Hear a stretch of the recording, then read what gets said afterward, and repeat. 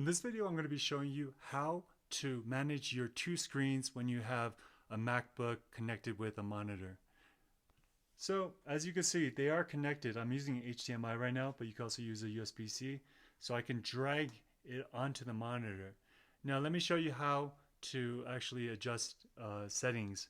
So what you're going to want to do is go to the Apple icon, and then we're going to go to Settings, System Settings.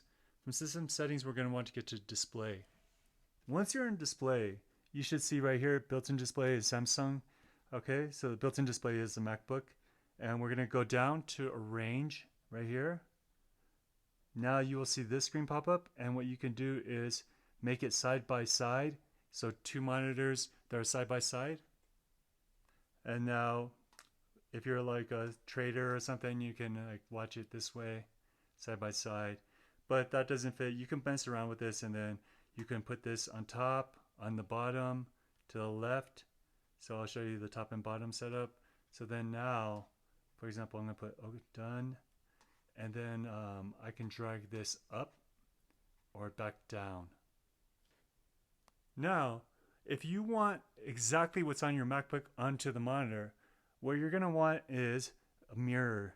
So this is on extended display right now. I'm going to go ahead and show you. You're just going to go to Use As, and we're going to go ahead and click Main Display. And once you get to Main Display, now you will see, oh, actually, I was actually on the wrong display. I was on the Samsung. So actually, if you click Built-in Display, which is back on the MacBook, and then you put Mirror for Samsung, then it will actually mirror your MacBook to the monitor. But since I accidentally clicked on that, that's another option, which is to go ahead and you could click on the Samsung, and then it says mirror for built-in display in the MacBook. So go ahead and mess around with that. I hope this video helps. As you can see now, it is a mirror, and so it has the same wallpaper, whereas before it did not.